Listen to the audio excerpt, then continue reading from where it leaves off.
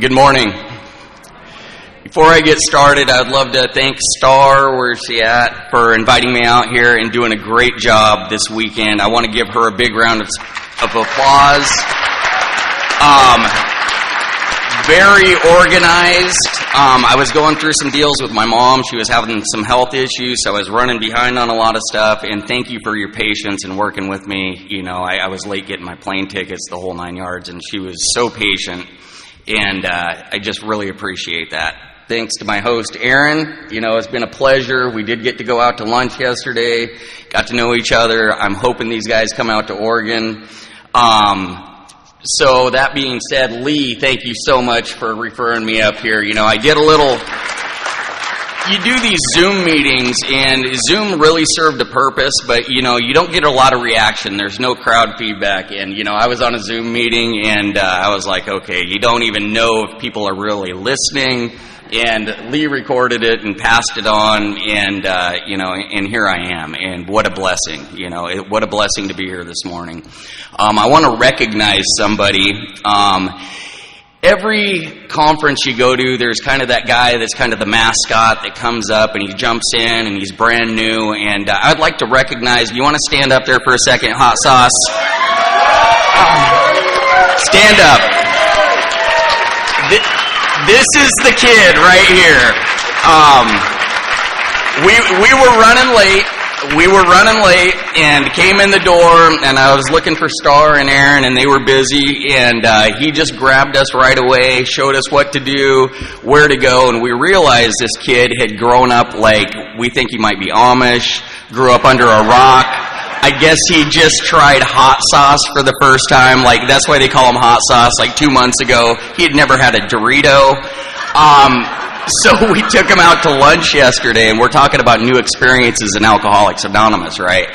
So we got him to eat an oyster yesterday for the first time, and he actually liked it, he said. So that'll add to it. He's a big, Cheetos and macaroni and cheese fan. So that's where we're coming from. But I love you, buddy, and, you know, that stands. I hope you come out to the Roundup. We have a Roundup in Oregon, Seaside, in April, and I really do hope you make it out there, buddy. It's been a pleasure.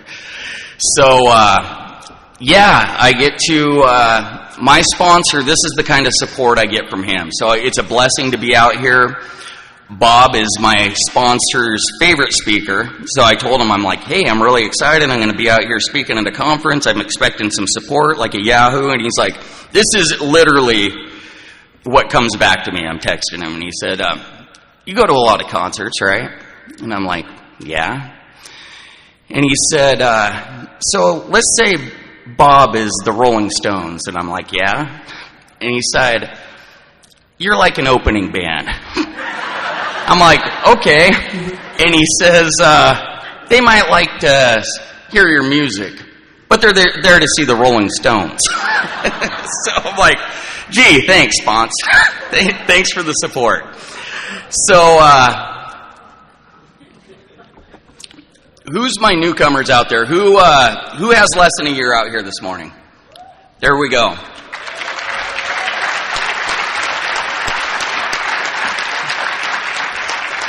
I want to welcome you to Alcoholics Anonymous, and I hope this morning, I believe in the fifth tradition. The only thing I'm doing up here today is carry the message to the alcoholic that still suffers. Now, you might be new. You might be suffering in the rooms. I've been both. But I hope I deliver a story up here with depth and weight, and that keeps you coming back to Alcoholics Anonymous for at least one more day.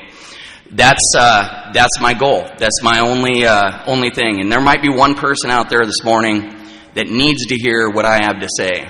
And only you're going to know who you are. And the rest of you can have a cup of coffee when you leave here, and you know, and I hope you hear something that keeps you coming back as well. I'm going to start by start by reading out of the Big Book, page 124. My favorite passage. It took me a while to realize that 124 was actually my sobriety date. I'm a little slow, so that took me about 2 years. But as Tim says, I might have stayed out there a week too long. So here it is. So this is the one that hit home. And it says, showing others who suffer how we were given help is the very thing which makes life seem so worthwhile to us now. Cling to the thought that in God's hands, the dark past is the greatest possession you have, the key to life and happiness for others. With it, you can avert death and misery for them. And I realized that's what it was in here. I was so ashamed of my past for so many years that, I hid it from everybody. And what I heard from you guys in here is that rigorous honesty, and using that to help me. And that's the deal, is I needed those stories that impacted me, and realized that my past was okay. And that and what I've realized from that is my biggest curse has become my biggest blessing. And so with that, my name is Aaron. I am an alcoholic. My sobriety date is January 24th, 2007, which does mean I just celebrated 15 years on Monday. I would also like to recognize Tyler. They were nice enough to fly him out here too. That's my second longest sponsee. We've been working together about 10 years. He just celebrated 11 years on January 23rd.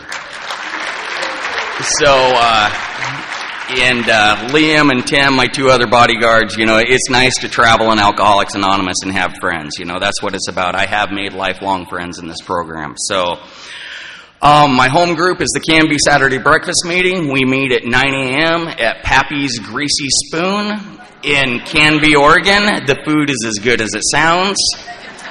And as Rachel was saying yesterday, that what I do, and I've thrown this out here a lot, was if you make it out to Oregon and you make it to that meeting, I will buy you breakfast, and that's the honest to God truth, because it is my home, and if you come to my home, I'm going to get you a meal, and lots of people have taken me up on that, and but I love that. I love people coming. I always say it's the best meeting this side of the Mississippi, but I'm on the other side now. I haven't been to a lot of meetings out here. I don't know about this side, but it is the best meeting that side of the Mississippi, I can tell you that.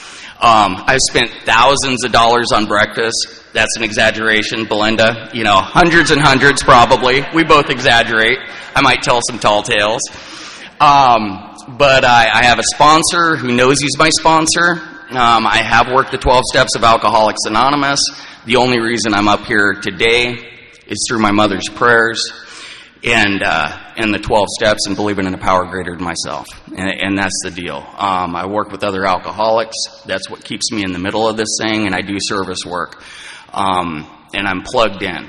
I grabbed onto this thing because, like it says in the 12 and 12, I was a dying man, and I was ready to do whatever it took to just quit drinking originally. So I'm going to go back. Usually we're running this. I'm the last speaker. Usually I start when I'm in embryo. Alex, the Al-Anon, he started when he was one, so when he was first born. I like that. But I'll try to cut it somewhat short. I know people got to travel. I was telling Star last night. I said, usually I know when I got about 10 minutes left when you guys circle up for the Lord's Prayer. So I'll try to cut it a little short before that. So I grew up in a little town called Eddyville, Oregon. And if you don't know where that is on a map, nobody in Oregon does either. It's just a little bump in the road. It was a logging community. My dad was a reforestation contractor. This was back in the 70s. A lot of extracurricular activities going on. He ran crews of tree planters. And, it was a rough crowd. And they did a lot of, it was kind of an outlaw lifestyle. My dad and mom were both alcoholics. My dad would drink, he used to say for years, he did 12 years straight, he said, I drank no less than a half case of beer a day. But I never watched my dad miss a day of work due to drinking. That's just the way it was. They would drink, in the crew cab, going to work, whatever it was. I don't ever remember my dad driving around without a beer when I was a kid. And that's how I grew up. It wasn't, they never told me, my mom or my dad, hey, this is a secret deal. Don't go to school and talk about what we do.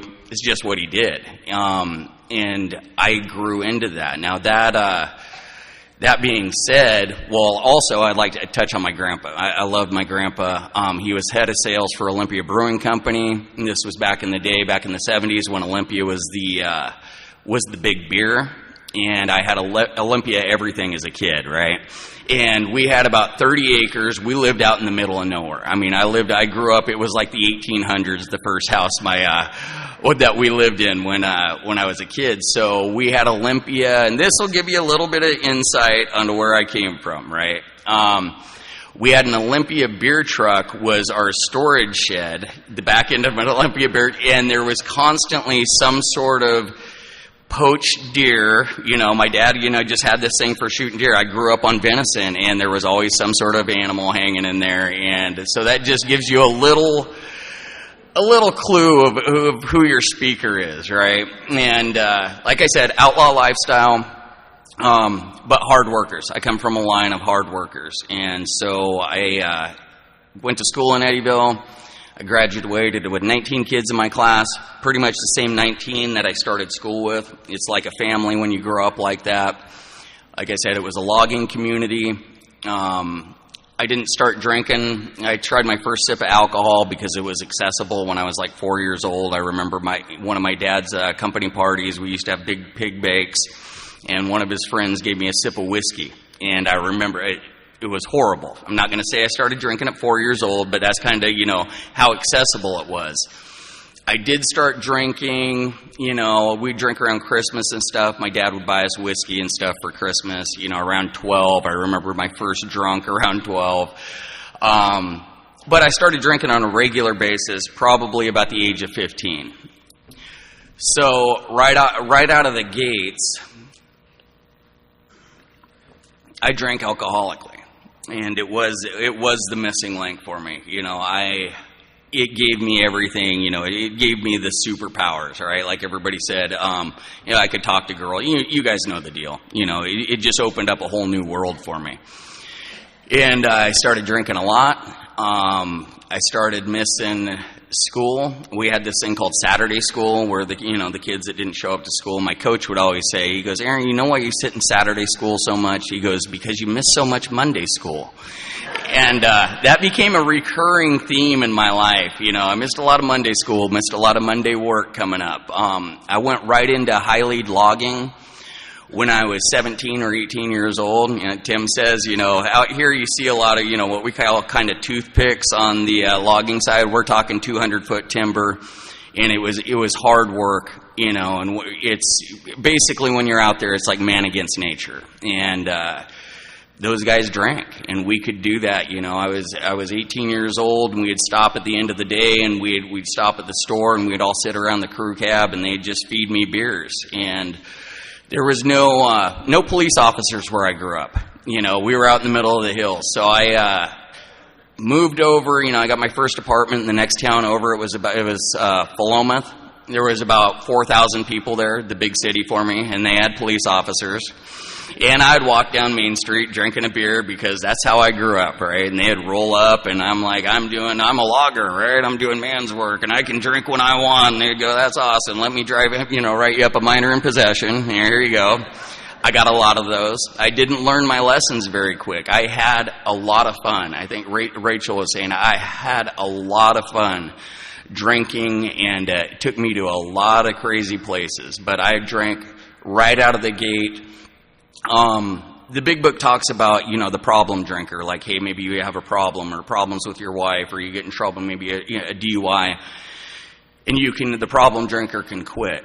I blew right past that. Because consequences were not in my vocabulary. They just weren't. I'm going, part of me growing up and part of me drinking was just, I got in trouble with the law.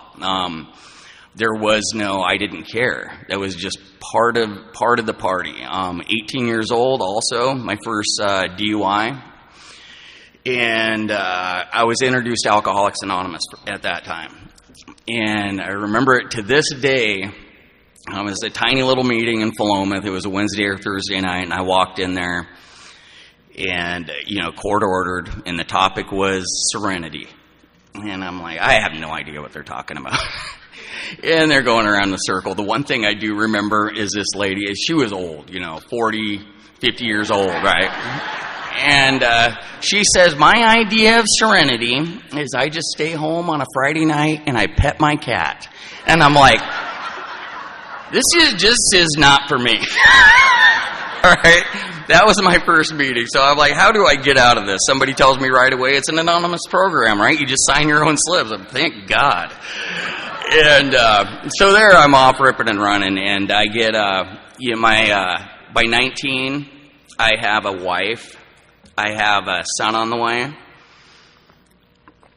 By 20, by 20, I'm divorced, and one of my least proud moments standing up here, I just turned my back on my family. Selfishness, self-centeredness. I am a true example of self-will run riot, and I turn my back on my family, and I just go do what I want, and it's all about me.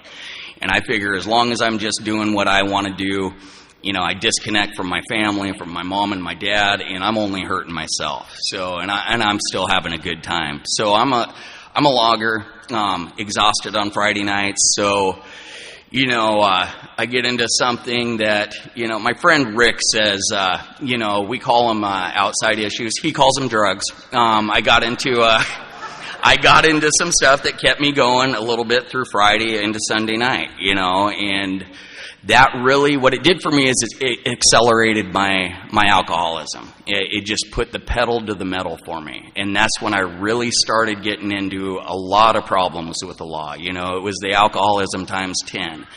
And I discuss this because, we can talk about a lot of stuff in here, but we don't like to talk about the non-conference approved stuff that we do. But we can talk about, DUIs and getting in crashes and killing people. But God forbid we talk about that, right?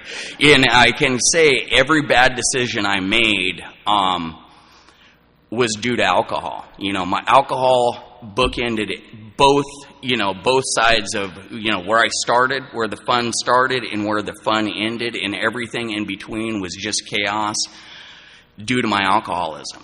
And I'll give it just by the numbers of how it progressed quickly. I was a kid that never got suspended from high school. I got along with my teachers. I was kicked out of class. I liked to talk, That was about it. Never suspended from high school. I started racking up these charges, 22 years old. On my 22nd birthday, I turned 22 on house arrest. My 23rd birthday, I got some different charges. I'm in jail. On my 24th birthday, I'm in the second largest prison in Oregon, Eastern Oregon Correctional Institution. That's the progression. That doesn't make me an alcoholic. What it does is that's what happens behind my alcoholism. I'm an extreme example, like I said, of self-will run riot. And to give you a little bit of history on how that progressed, I was ending a 6-month jail sentence, 1995.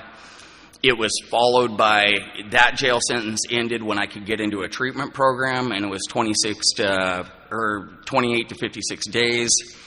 And they were letting IV drug users out of there in 28 days. And I'm like, I go to the counselor, I'm like, well, when am I going to get out? These guys have real issues, it's like... And he said, Aaron, he goes, we're keeping you here for the full 56 days. You're lucky we don't have a 56-week program. And I'm like, but what I didn't realize at that point was, there were so many underlying issues to my alcoholism. There was so much stuff that I had to deal with, and I had no idea. I just didn't. Just a couple months after that, I racked up some more charges, and that's when I was going to head to prison. So I didn't have, at that point, everybody I was hanging out with, I kind of separated myself from my town, from my family, all the families I grew up with, and I took on a whole new group of friends, right? Friends. And don't make me tell the story, Tim. So, whole new group of friends. And so I'm in my dad said one of the most heartbreaking things he saw as a parent was, when I had to come in shackled and chained to 4 other guys walking into the courtroom.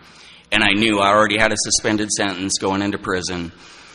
And my dad had asked beforehand, is there any way I can speak on his behalf? He asked my attorney that, and my attorney's like more than happy to have somebody speak on my behalf at that point. My PO was so done with me, she wouldn't even come across the street to sit in on my hearing. And so what my dad does is he gets up before the court and he says, Your Honor, he goes, I hope you give him the maximum prison sentence that you can under these guidelines, because he's a danger to himself and he's a danger to society. And that's what I'd become. That's what I'd become.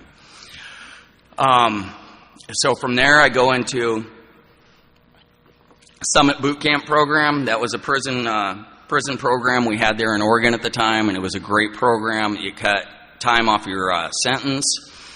So I was sentenced to 24 months. This was a program of 6 months. It was ran by ex-military, Air Force, Marines, everything that you do in the military. I was prepared to do push-ups in the mud for 6 months. It was 16 hours a day, 7 days a week. We got one phone call, 10 minutes, and like a lot of us hardcore criminals do, I'd call my mom every Saturday, and she was always sitting by the phone, but I made it through that. I was one of 23 or 24 out of 63 that made it through in my platoon.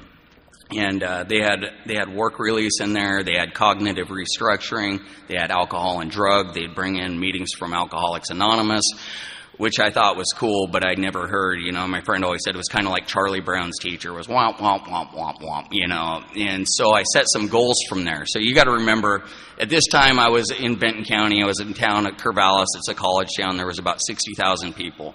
I write my aunt a letter, I want to get out of town, I want to get away from the alcohol, from the, alcohol and the other stuff.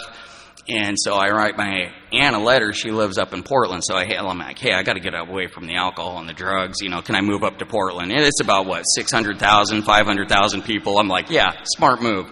And so this is the story. She said, you can come up for about 3 months and stay with me. So I go up there, I enroll, and I get a job right out of the gate. I enroll in college, 2-year program into criminal justice because I get out of prison and I want to be a cop.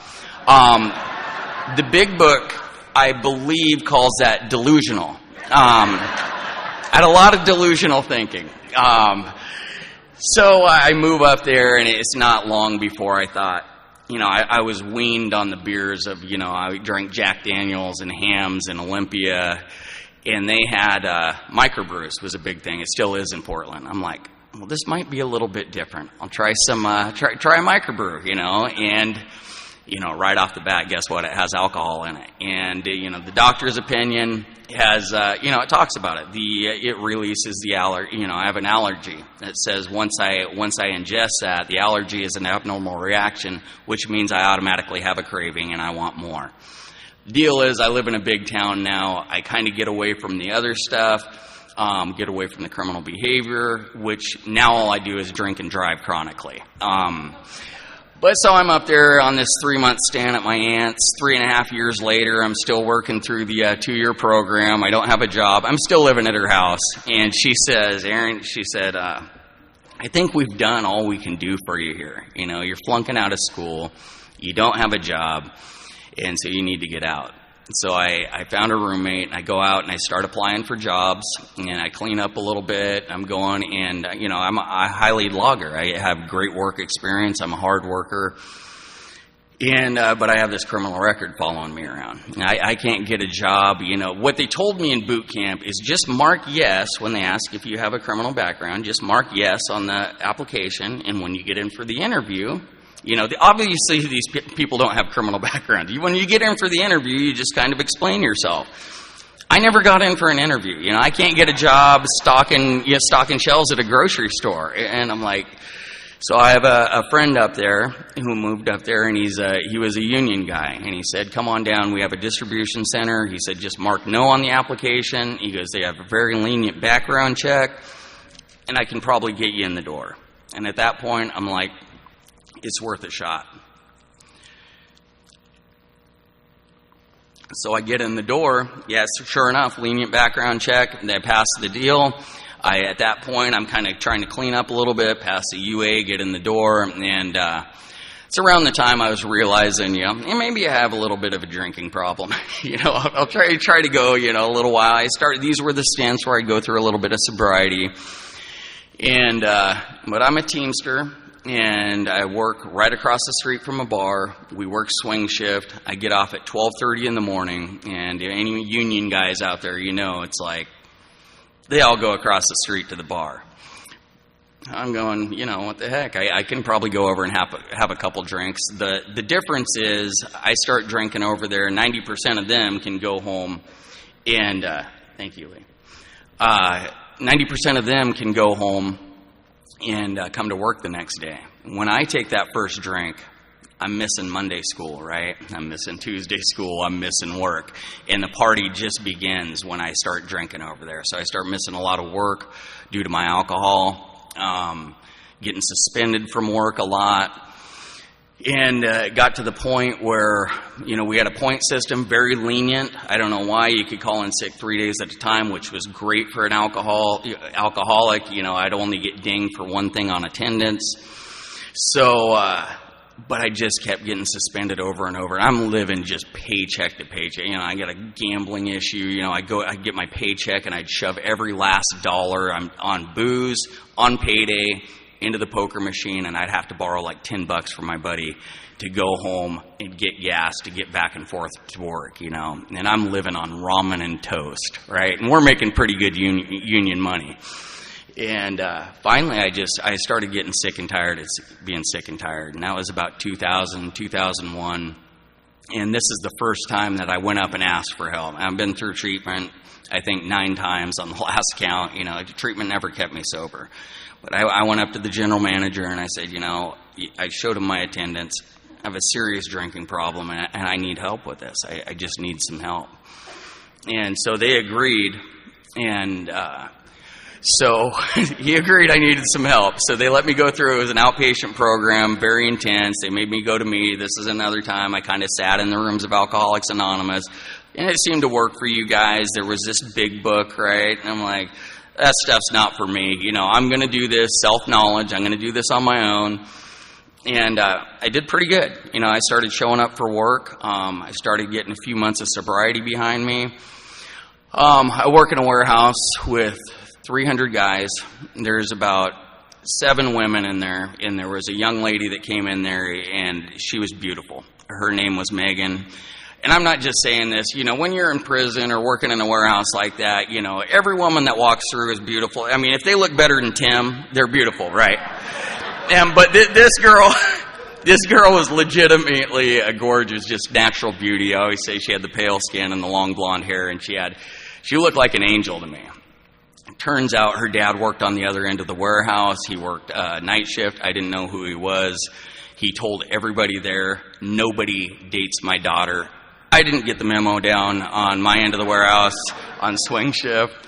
And she actually asked me out. Now, you got to remember, I'm sober at this time. I'm not creating chaos. The thing I didn't, her name was Megan. We go out a couple of times, and I realize, I really like her, and she really likes me. And I sat her down, and I knew I had to be honest about one thing, and it was my drinking. And I said, here's the deal, Megan. I'm sober right now. I have a serious drinking problem, and if we're going to continue this relationship, if I start drinking, you're just going to have to leave. You're going to have to abandon ship. And stayed sober. Her dad wouldn't meet me for several months, even through my sobriety. And he was this big, burly, looked like a pit bull at the time. And it was just scary. He really was. And his buddies and him would walk into work as we're changing shifts, and they would just give me that look. And he would tell me, I'm not meeting this guy. I do not like him. So after several months, her mom finally told me, she's like, Martin, she's in love. If you want to have a relationship with your daughter, you're just going to end up having to meet this guy. So he had me over to the house for dinner. It was very quiet. I don't think he didn't say 2 words to me. We were going to go to a movie afterwards, and he wanted to have a little talk with me. He always says the first thing I did right is I actually showed up. And so he takes me in the other room. He sits there for a couple minutes, and he looks at me. He's like, Aaron, he's like, here's the 3 things I do not like about you. And it was all downhill from there.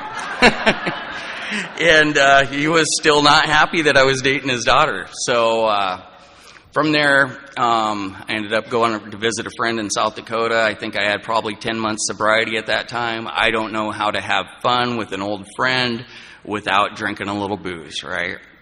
And I sat there, and I remember looking at that, and we were in a bar, and he's like, you don't have to do this, you know. He was drinking, and I sat there, and I contemplated that drink for probably 20 or 30 minutes. But once that obsession starts kicking in, no matter how long it's been, I sit there and I think about it, and I think about it, and I think about it, and I'm going to drink. And next thing I know, I wake up in a blackout, you know, on his couch, and I have no idea how I got there. And if I went out and drank today after 15 years, that's the way it would be. You know, I'd be out drinking and driving tonight. Everything I've learned in Alcoholics Anonymous would not keep me from drinking and doing the exact same thing. Because once I crack that beer and once I start drinking, once I take a shot of whiskey, all my common sense is out the window. I would say my IQ automatically drops by about 50%.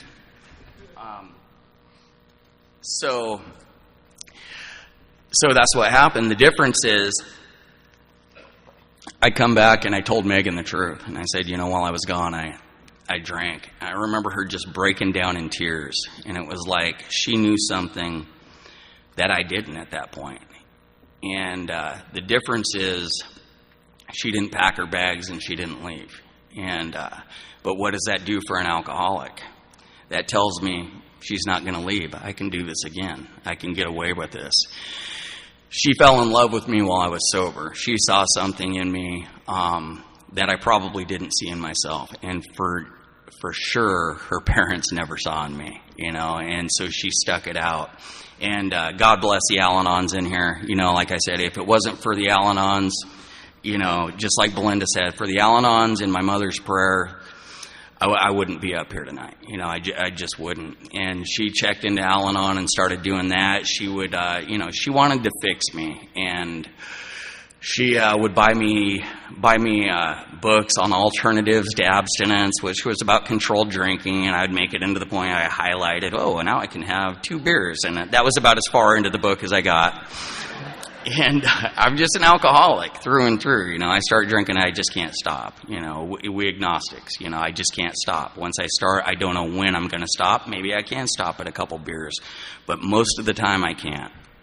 And so she sticks with me. I remember one time, she was the first one that, you know, my son was 10 or 11 at that time, and I had very little contact. I used to show up for what I say were for photo ops, is basically what they were. You know, you'd see me at his birthday, you know, with something I'd bought him, or, you know, sometimes Christmas. And but there was times my dad promised me, your dad's going to come down here. And I remember my dad telling me, just heartbroken one time, he said, your son was over here, and he thought you were going to surprise him. And he kept looking around every corner, you know, waiting for me. I just didn't show. I don't tell anybody I'm not going to show up. I just can't show up, you know, and I'm out doing my thing. Megan stuck with me through all of that. And I remember one time she'd had enough. The way she met my son's mom was my son was up for the weekend. I decided, my buddy rolls up outside, and he's like, yeah, why don't you come out for a couple drinks? We were living at this apartment. Sure enough, you know, I kind of sneak down the stairs. I don't come home for 2 days. And she has to take my son, call up my son's mom, and that's how she meets my son's mom. You know, Father of the Year, once again.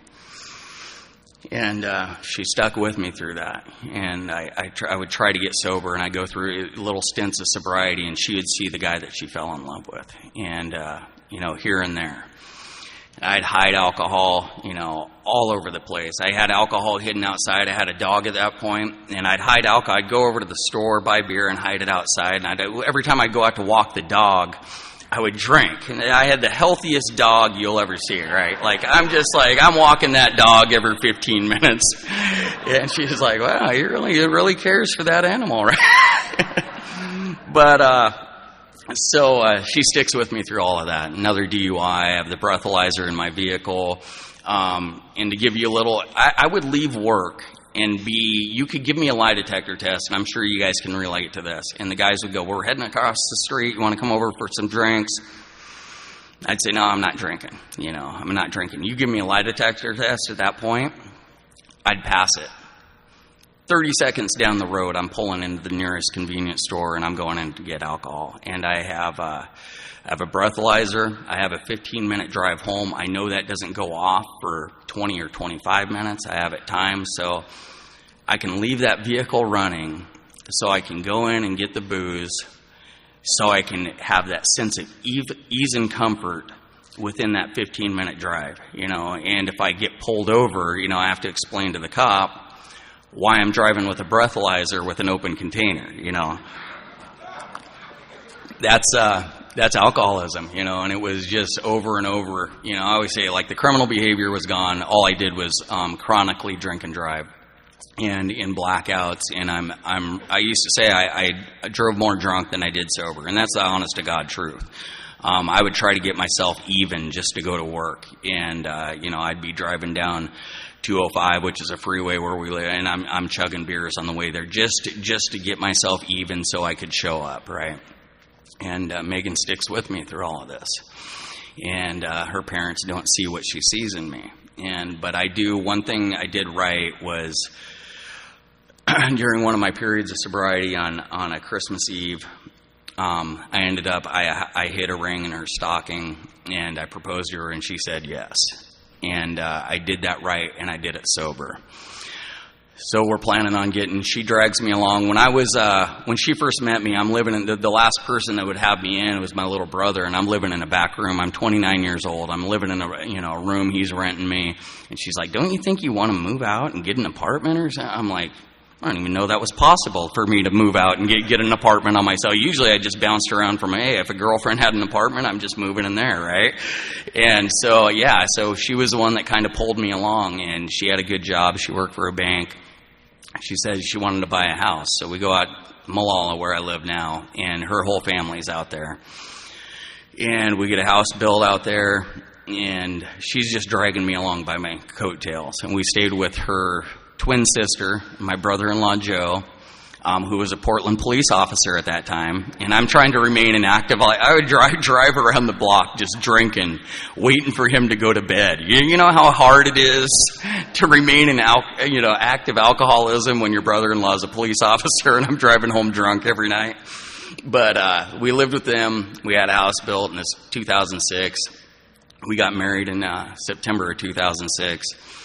And I was drunk. I look back at the video, and I remember coming in, where they're supposed to welcome the bride and the groom. And I don't know what I'm supposed to do, and I head straight to the bar. There's no welcome. They got to tell me what I'm going to do. No, we got to introduce you, and I can't get to that alcohol fast enough. And that's what she had to live with. But she fell in love with me sober, and she stuck it out. She stuck it out.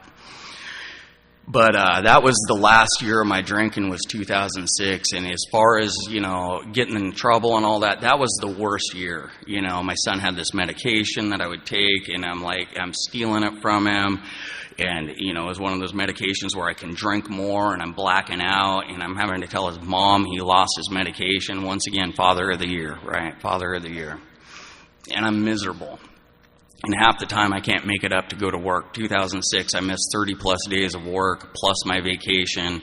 I have doctor's notes for clinical depression, whatever it was, to get me a note to keep me out of work, And I was getting miserable. I was so sick and tired of being sick and tired. And the drinking, like I said, in the beginning it was about 90% fun, about 10% bad. And in the end, it was about 10%.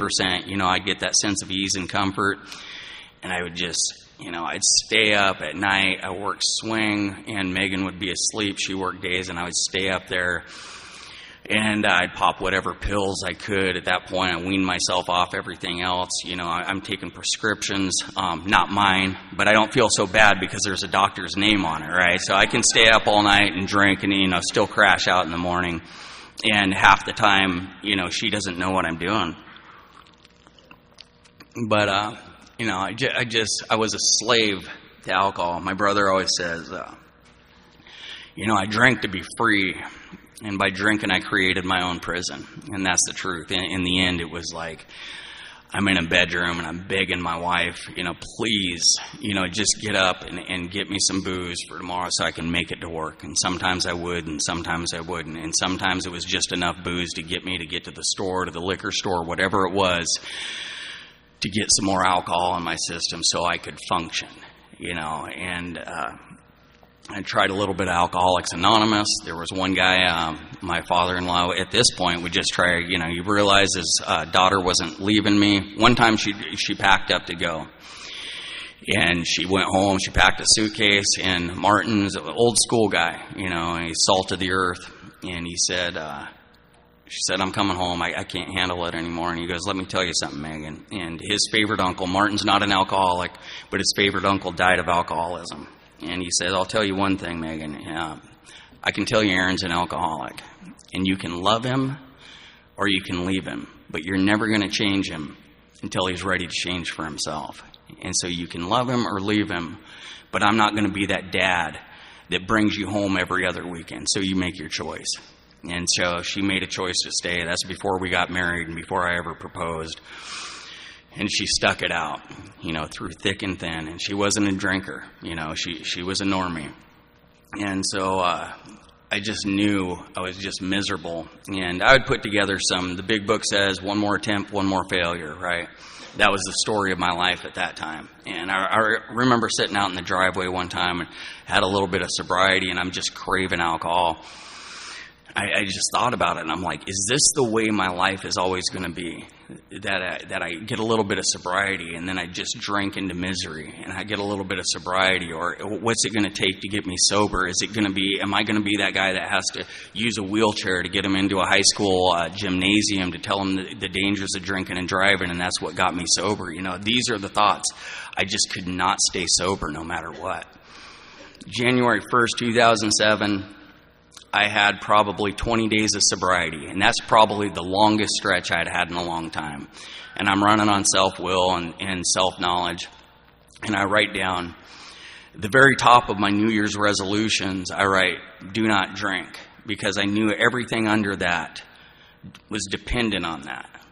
And all I wrote was, be a better father under that, be a better son, be a better husband, be a better friend. Just wanted to be a better man. That all hinged on my drinking, right? And I'm going on my own self-will. I can do this, my own willpower. January 5th, 2007, I take my son down to a little rock and roll show down in downtown Portland, 2 blocks out of there. I get pulled over, and I've been drinking. I have that drink, and I can't stop. I get pulled over with my 16-year-old son in the car. And I get a DUI, and they haul him off in a separate cop car, and he's crying his eyes out, and they take me down, and, I'm down at the police station, and I say, hey, do you guys know my brother-in-law, Joe? That's where I am, and he's like, yeah, probably the proudest moment, he's had as a Portland police officer. Hey, my brother-in-law, does anybody know him? He's a big-time celebrity down here, right? And one of the cops came back, and they said, your brother-in-law is out there. And he said he doesn't want to have anything to do with you. He doesn't want to come down here. He goes, yeah, that's my brother-in-law down there. He's got a serious drinking problem and he needs help. And so one more time, Megan has to come down. She comes down with her dad, and I'm humiliated, right? Incomprehensible demoralization. And this time I've got my son in the car, the son that Megan helped me build somewhat of a relationship with. And I'm never going to drink again. I'm never going to drink again. Once again, I'm going to do this on my own, right? I didn't believe in a higher power. This is willpower. This is the final lesson. This is the final lesson.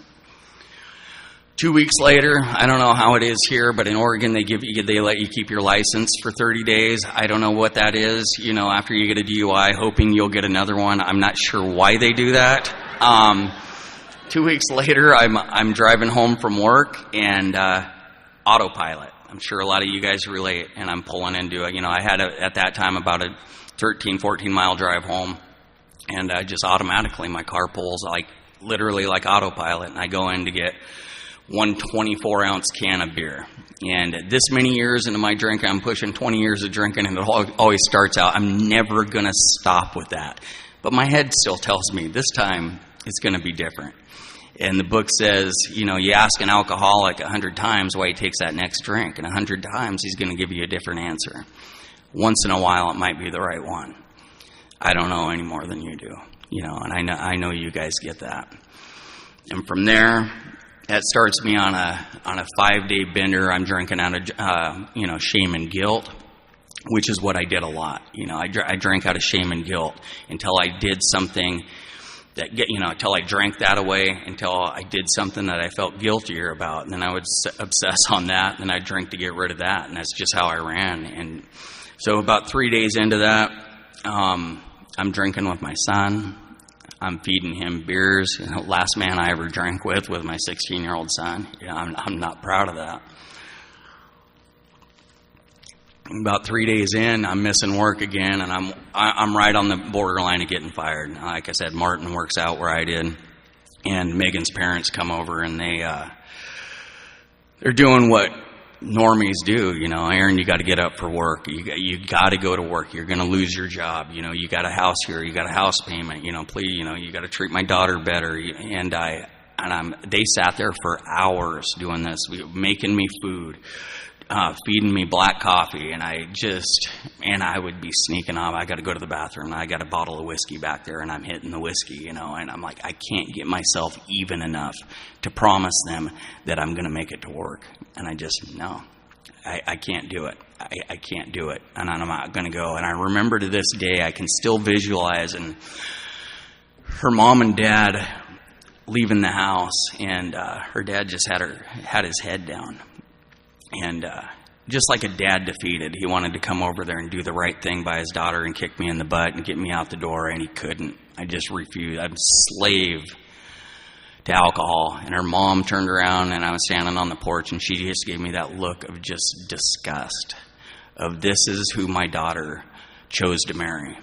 What I did is I promised him, I'm going to go to a meeting of Alcoholics Anonymous. When you guys leave here, that's one thing I'll do, and I'll give this a shot. I could not wait for them to leave so I could go down and get more booze and just get that sense of ease and comfort, right? And Megan, she ended up leaving with them. You know, like I said, I'm sitting in the living room. I got the shades drawn, and for the next 2 days, my son's missing school, and I'm giving him beer because I need somebody there with me, right? And a real bonding experience between me and my boy. But something clicks on that 5th day, and I'm in and out of blackouts. And I remember calling Megan on the phone, and I begged her to come home. Please just come home and talk to me. And so she did. And to this day, I don't know why she did, why she agreed to do that. And she came home, and I'm doing like a good alcoholic. We need to have a talk about my drinking, and I've got a case of beer there, and you want to have a beer with me? Let's, get to my level, right? Like, we're going to have a talk about how bad my drinking is. And she wouldn't. But she sat there and listened to me, and for the first time, I just crumpled. I knew I had a problem, but for the first time, I just lost it. And I said, I need some serious help. I can't do this anymore. I just can't. And I sat down that night, and she went to sleep, and I sat there and I thought about it, and I scribbled out this note to her. I left it on the bathroom counter, and I said, Dear Megan, I love you, and I'm sorry for letting you down. And I'm sorry for letting your family down. And if you stay home with me today, I'll go to some meetings with you. And she didn't say she's a productive member of society. She gets up and she goes to work like normal people do, and she leaves me there. And I wake up just in time to figure out where a meeting is. And it was about 11 o'clock. And I find a noon meeting in Oregon City, which was about 10 or 11 miles away. And I decide I'm going to go.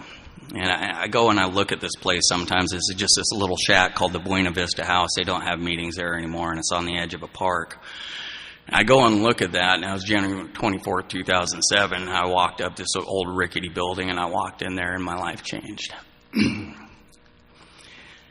And thank God, the chairperson, I believe in the big book of Alcoholics Anonymous to the core, that this is the program of Alcoholics Anonymous. All this is great. This is the fellowship. The campouts are great. The barbecues are great. The rafting trips are great. But the big book of Alcoholics Anonymous, that's where I found the solution. And what did they read in there that day? But what about the real alcoholic? Builds his life up and pulls it down. A real Dr. Jekyll and Mr. Hyde. Insanely drunk most of the time. Has alcohol hidden all over the house. Takes high-powered sedatives in order to get himself up and go to work. And they were reading to me.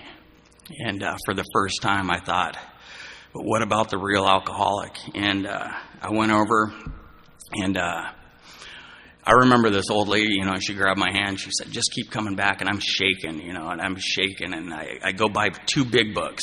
I'm like, maybe I'd had several, through the treatment center.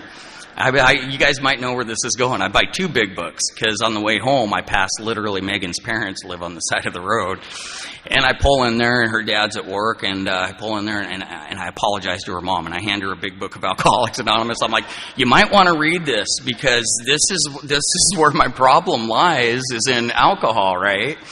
And I don't know if she ever picked up that book, but it's still all about me at that point. So I get home, and what do? I'm like, nobody told me the page number. And I start reading from the beginning. And I find myself on every page. And I finally find that page. What about the real alcoholic? And I'm like, that's it. And I find myself, and I keep reading. And I just had this hope. And I remember telling my son, I remember I had 18 months sober. And I'm like, can you believe that I have 18 months sober? To this day, I can't believe I have 15 years. And I'm still in shock, and I'm still in awe. And he goes, Dad, I can't believe, I can't believe how different you looked the first day that you came back from Alcoholics Anonymous, because I heard hope in there for the first time. I came in there honest, open, and willing. All I wanted to do was quit drinking. And you guys gave me hope, right? And that light went on, and I had an obsession to drink. Always. My brother used to say, man, when you think about a drink, it's like a hamster on a squeaky wheel, and you can hear that. You obsess. Let's go to the bar. Let's do this. And that obsession would not stop until I drank. And I dug through that book and kept going in there. I'm like, I'm going back to that meeting. There's something to this. About 3 days in, I heard this guy, Steve Little. I use his name now because he's passed, and he was this big, burly guy. And just a magnetism for Alcoholics Anonymous. And he talked about getting in fights under the logging bridge. He was an old logger and stealing Mad Dog 2020, and the cops chasing him down with a gun. And he said when he'd get pulled over, he'd grab the cop's gun hand first thing and punch him in the mouth. I'm like, I can relate to this guy, but people loved him, right? And I'm like, wow, he has this magnetism. He's celebrating 20 years, and he was the first guy. I went up and I shook his hand, and I'm like, congratulations. And I put myself out there. That was the difference. I didn't sit in the back of the room and look for the opportunity to leave. I looked for the similarities, and I just kept hearing them. And so I kept going back to that meeting. He gave me hope. I'm like, oh, here's the deal. I'm like, I like this. I'm going to find some other meetings. So I flipped through this book, and it's the Can't Be Saturday breakfast meeting. And I go, my home group till today. And I go, God, these people can all afford breakfast. They must be doing better than I am. And that's literally how I picked that meeting. And so I walk in there, and same thing. I'm within my first 30 days. My first 7 days. I got a 24-hour coin in there. They're the nice brass ones, the heavy metal, and I'm like, wow, these guys really, and nothing against the plastic. I don't know if you guys do that back here, but I'm like, this is, something, right? These guys believe in this stuff. And that room, it's a lot like this conference, it's been talked about in there. It's never lost the electricity of Alcoholics Anonymous. And at that time, there was probably 40, 50 people that went to that meeting, and you'd walk in there, and just the buzz was electric. And you felt that energy, and it was like, this is so attractive. And I remember walking in, I was early, and the first person I met was Steve Little, and he's sitting at the end of Steve's deal was he would remember your name, because early on, he said when he was bouncing back and forth, he had been out for about 3 months, and this guy came back in, and this guy grabbed him, and he said, "Hey, Steve, how you doing?" And he goes, I left, and he goes, I broke down in tears, and this old-timer grabbed me, and he said, what's wrong? He said, that guy remembered my name. He said, how'd that make you feel? I said, it made me feel great, and he said, then you do it.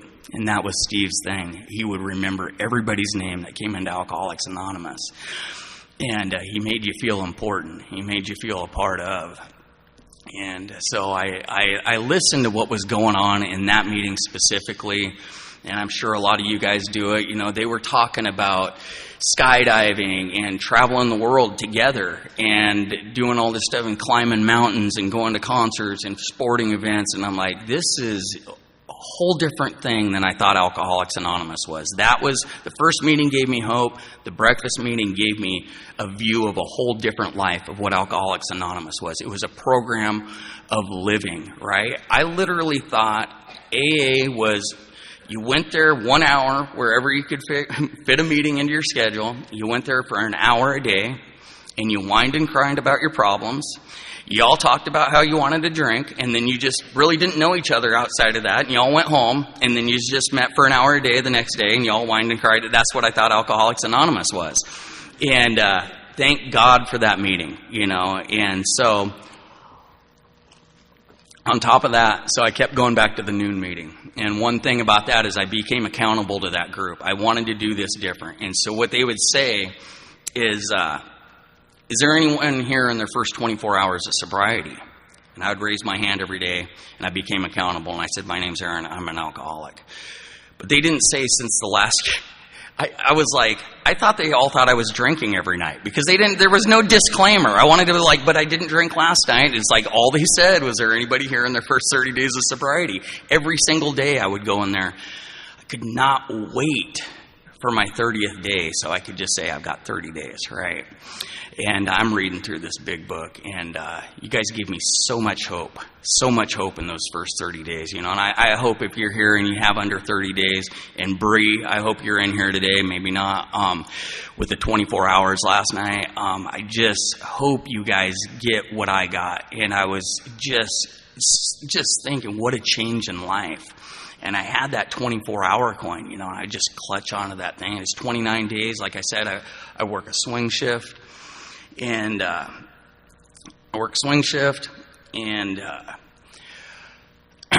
remember we have a huge warehouse. It was a distribution center for Kroger, and I'm hanging on to that, and I'm hanging on to the 30-day coin. And I remember just finding a place. I find out later this is kind of like meditation. I just cling to that coin, right? And I'm thinking how much my life had changed. 29 days. 29 days. You guys could give me... Let me back up. What had happened my third week? The hurdle for me was God. And if anybody in here, I'm sure there's a few of you, my hurdle was God. I didn't grow up in a religious household. I just didn't. I had no idea. But I was honest, open, and willing. It's indispensable is what the back of the big book says. I was honest, open, and willing, and I was willing to listen. I knew the God thing was going to be a hurdle for me. I just did. And 3 weeks in, Canby Saturday breakfast meeting, there was a guy by the name of Ron, and he was celebrating 20 years. And Ron had done 8 years in the Oregon State Penitentiary, and I used this story with his permission. And in the late 80s, he had killed a mother and her 2 children in a drunk driving crash. And somebody had brought a meeting in there. He didn't have a sobriety date because he says when he got his sobriety date was when he went to a meeting inside the penitentiary, and there was a guy named Chicago John that had grown up in Chicago, also had a manslaughter charge, and he pulled Ron aside after the meeting, and he said, here's the deal, Ron. You can't unring the bell, but you never have to ring it again. And I listened to the feedback, and Ron's a humble man, and I always still say, Bob Dylan said of Johnny Cash, after Johnny Cash passed, he said, Johnny was the North Star. You could guide your ship by him. And that's how I feel about Ron and Alcoholics Anonymous. He has such humility, but the feedback was how many people he had helped. He has a letter of forgiveness from the victim's family. And it switched. There was a switch that said, if there is a God up there, you read about this stuff in the paper, you see it on the news, how could he let something like this happen to a family? I listened to Ron said, and he talked about that. Maybe these people died for my sobriety, and it's my job to make their life have meaning. And blew open the concept, kicked in the door, the willingness for a power greater than myself. And went home and I dug through that big book. This is 3 weeks in, and I find a simple prayer in there. And, I hear Hot Sauce do it after the Serenity Prayer. I hear this, thy will, not mine, be done. I start hitting my knees because I hear you guys talk about prayer is better when you humble yourself. And it was as simple as that, thy will, not mine, be done. And back to I'm holding on to that 24-hour coin on my 29th day. I can't wait for the meeting the next morning.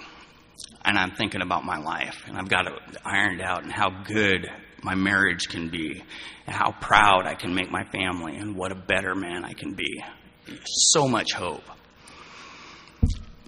And I go home that night, and it's about 1:30 in the morning. And I walk through the bedroom door, and Megan wasn't breathing. And I rolled her over. She continued not to breathe, and I had to call 911.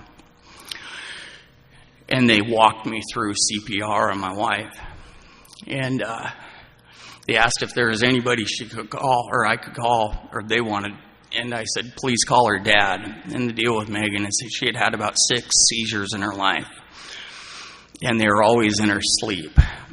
And she took medication for them. The doctors always said, don't worry about it.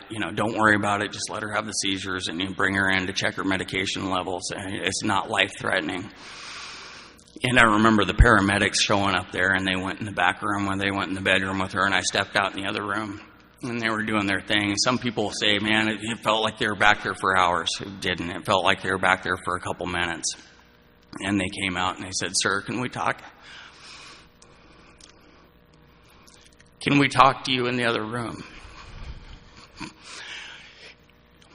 And I knew then she was gone. That was the last person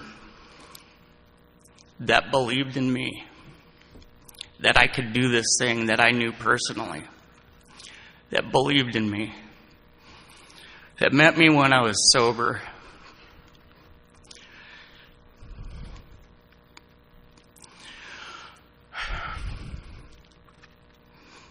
Her dad pulled up, and he came into the house, and he thought it was just a routine, a seizure. And I tried to grab him. I said, Martin, she didn't make it.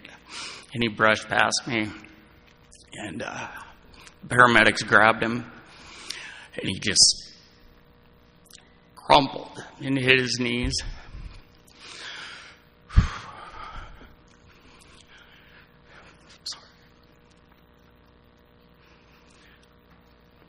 And I heard the sound of a father's heartbreak.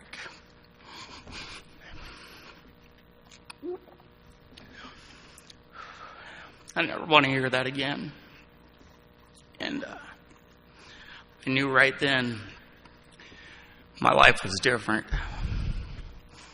And I was at a crossroads. And I didn't make it to that meeting the next morning. And the family was in shock. My brother came over and didn't get that 30-day coin. I'm sleeping on the Saturday morning. That was late Thursday night, early into Friday morning. I found her, but it was about 2 a.m., 1:30, 2 a.m. And sleeping on the floor of the living room. And I got the door unlocked. I couldn't sleep in the bedroom. My brother was back there because it was I couldn't sleep back there for months. And the door opens, and Martin walks through it, and this is about 8 o'clock on Saturday morning. And he said, this is the last thing that I promised my daughter, was to get you to a meeting of Alcoholics Anonymous this morning, and you're going to get up and you're going to go. And what I didn't realize is she had called him the night before she passed away, and she said, Dad, I'm not going to be able to take Aaron to the meeting on Saturday. Can you get him there? I had no idea. And when I think of if I ever question a power greater than myself, I think what it took to get a father up out of bed within a day of his daughter passing, to take his son-in-law, who he doesn't like, to a meeting of Alcoholics Anonymous. I just can't fathom it. And he takes me in there, and I don't want to go. And he stands up, and he says, is there anybody here new that would like to share? And he stood up. We always ask if there's somebody new or from out of town. And he stood up, and he said, I'm here to support my son-in-law. And my daughter passed away last night, and I'm fulfilling a promise to her. And I remember standing up and saying, my wife, she wasn't a drug user. She wasn't a drinker. I should be where she is 1,000 times before her. And there's a guy up there. Is there anybody in their first 30 or that has 30 days of sobriety? And today, that's one of my closest friends. His name's Gary. I know him from Adam at that point. And he gives me one of those nice coins, and he gives me a hug. He says, keep coming back. And that guy, Steve Little, stands up. He says, this is Alcoholics Anonymous. When one of us hurts, we all hurt. And that room surrounded us for a good hour and a half afterwards, and people gave us numbers, and they talked to us. And there's a guy, Phil, who's still super active, and he came up, and he's like, I lost a daughter named Megan, and I couldn't stop drinking afterwards. And he had about 5 years of sobriety at that point, and he hugged us in that room. Martin to this day will say, I've never felt empathy and compassion like I did in the room that morning of Alcoholics Anonymous. And they told me, keep coming back. And so I went back the next Saturday. On my year, I remember Ron saying, if we were betting men, we would have bet you never made it back after that day. And so we have to put together a memorial within a week. And if you've ever been part of somebody that just, Megan was 24 years old and just passes, right? And we put all this together, and we put together a slideshow, and I'm a mess, and I can't share. And the only thing that I could get out, and I turn around, and she was so loved. And some people say this, they make people saints after they pass away. But I have never heard before or after ever anybody saying a bad thing about Megan. We were sitting in the front row, and I turned around, and that church was packed full of people. And the only thing I could get out is I got up there, and this is me. I'm a huge Johnny Cash fan. We were only married 5 months before, and that's one thing. I'm glad she got the wedding, because she really wanted that. And there's a beautiful version of Walk the Line by Johnny Cash. It's done by Travis Tritt. And if you're a fan of either one of them, Johnny Cash himself said it was the most beautiful version he had ever heard. And that's what we danced to at the wedding. And my uncle was there, and I said, this is my uncle's going to play it. He's a local musician. And I said, this is the first and the last song I ever danced with Megan. And it's Walk the Line. And it's a promise, and it's a dedication. And to me, that was a promise that I didn't want to drink ever again. But I'm powerless, right? But you guys have helped me keep that promise one day at a time for the last 15 years. And I thank you from the bottom of my heart for that. I can't ask for anything more.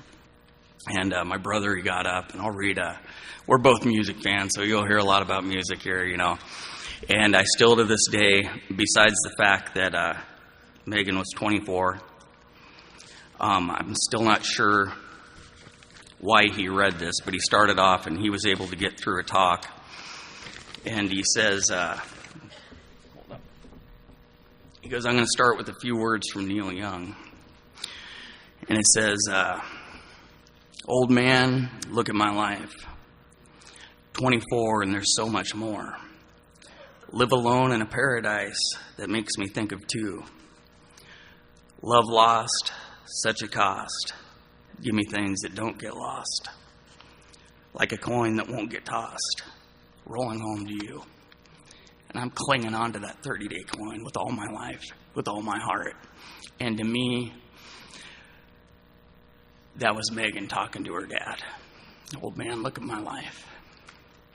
And I'll tell you what about that old man.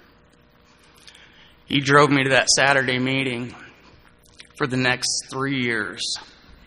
He took every Saturday. And he would go there and support me. And he told me at 8 years, he's like, I need to make an amends to you, Aaron. He's like, I didn't like you. I was fulfilling a promise to my daughter, one meeting to get you to that first meeting. But guess what? He goes, I saw it was working for you. And I know how important it was to Megan that you stayed sober. So I kept taking you. And he would tell people, I got a meeting to go to. And I think back and I'm like, he took every single Saturday and he's not we were going around picking up newcomers. He would do whatever he could to I look back and that man is one of you talk about attraction rather than promotion. He is one of the biggest promoters to Alcoholics Anonymous there is.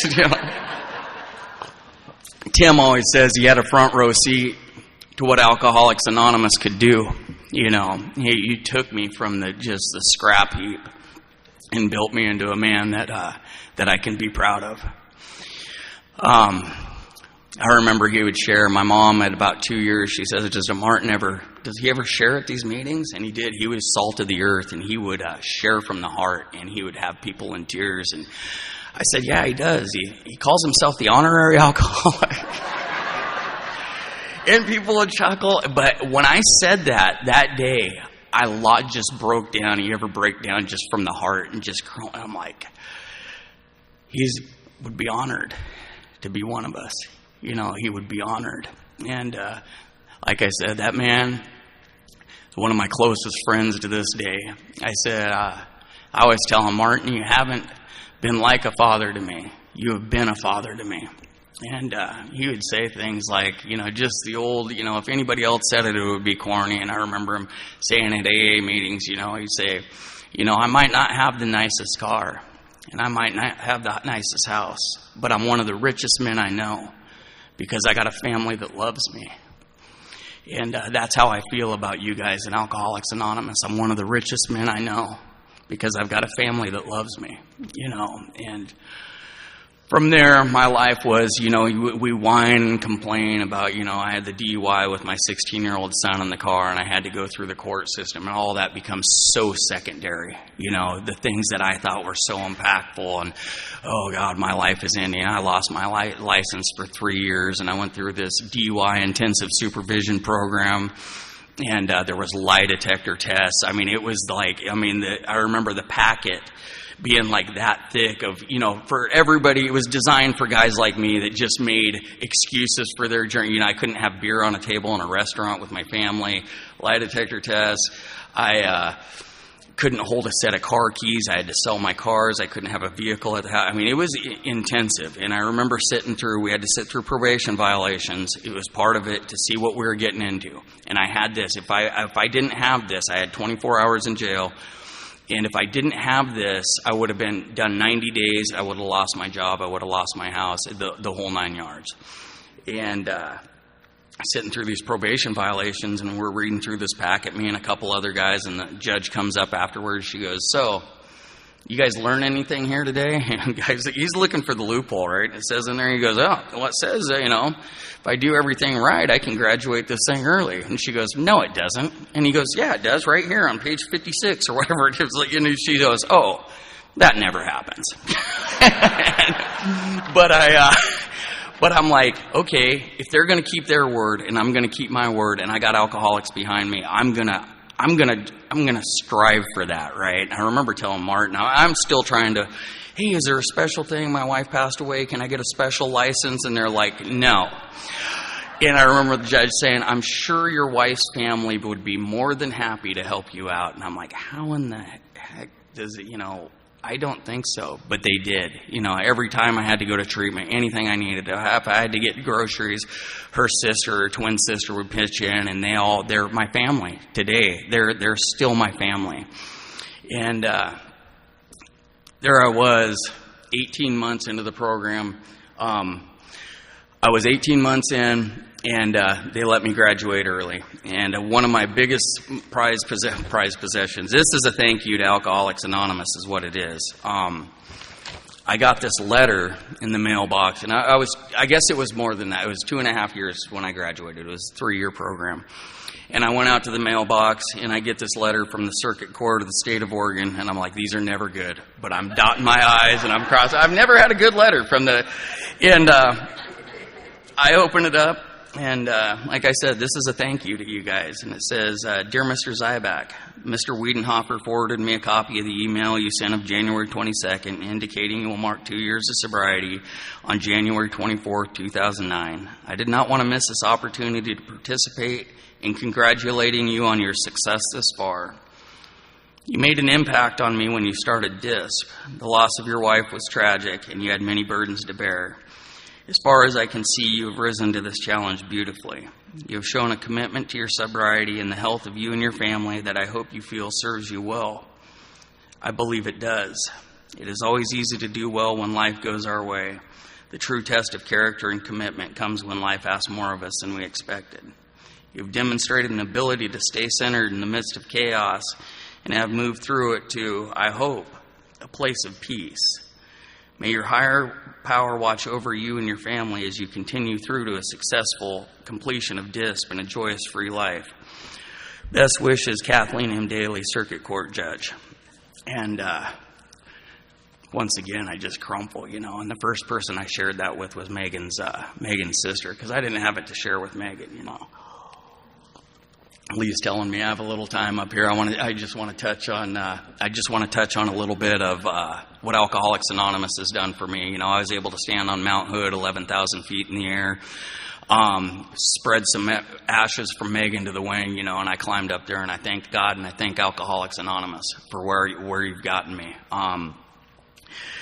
I have caught my first steelhead. I have a great relationship with my son. I learned to snowboard. I've been there for the birth of my 2 grandchildren. I have a better job. I lost the job I had because I lied on my application 10 years into this thing. But I want to wrap up here. The biggest gift I've got, and I know this is Sunday, and I'm hoping I don't go a little over time. Here's the deal, is the biggest gift I've gotten recently, I talked to Star.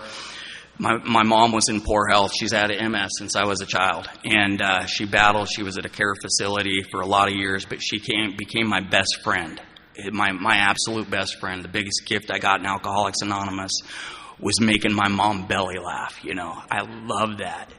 And she got into poor health and recently, and the last 3 months she was slowly going downhill. And I'd go over there every day.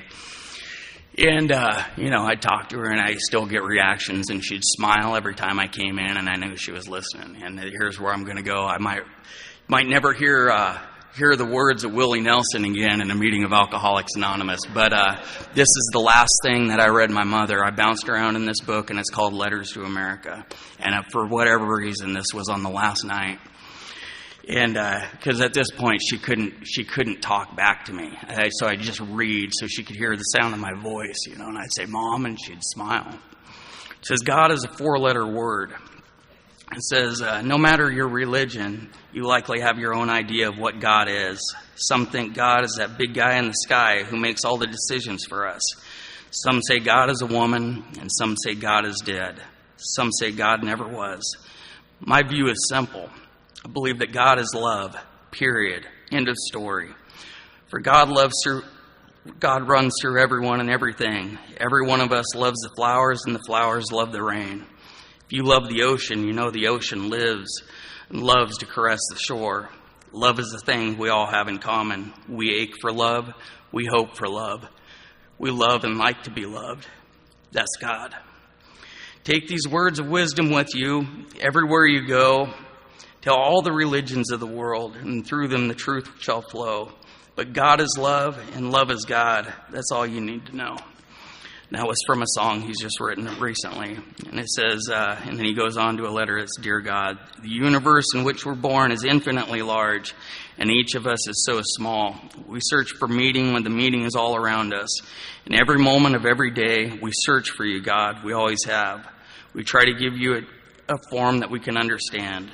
You've always been with me in all of your many forms. I started in a Methodist church, but found myself at ease in every religion I've tried to understand. I can't tell you now whether I'm a Baptist or a Buddhist. Considering my footwear, maybe I'm a Buddhist, a boot-wearing man who believes we were put here for a reason, and that by doing our best, we may find the light we seek. If not, our souls are eternal, and perhaps next time around, we'll do better. You spoke to me in the church, and you spoke to me in the fields and in the open pastures. You spoke to me in the songs of the mockingbirds and the blue jays who flew above us. You spoke to me through the rustle of the Texas wind in the trees and through the thunder in the night. And when I paused to listen, you still speak to me. You spoke to me through the music and the guidance from my mother, who told me God always prevails because good and goodness can never be defeated. I wrote a song for you once called In God's Eyes, but maybe I wrote all those songs for you, just as all those songs were gifts from you. You were there with me at the birth of my children and at the passing of my friends. You're with me when I gaze out on the blue bonnets of Texas. You're with me when the rooster crows at dawn. He doesn't sound sweeter than a mockingbird. Try telling the rooster that. I feel you when I marvel and wonder at the brilliant rainbows of Maui, when I sing in the little frontier chapel in Luck, and when I stop for reflection on a quiet weekday in the Methodist church where my sister and I first lifted our voices to the heavens. The beauty of this world and the people in it have always been with us. You give us the power to see and smell and touch it. We are born of love, and it is love that carries us through. I believe that God is love, and I love each and every one of you in here, and God bless you, and God bless Alcoholics Anonymous, and thank you for letting me share.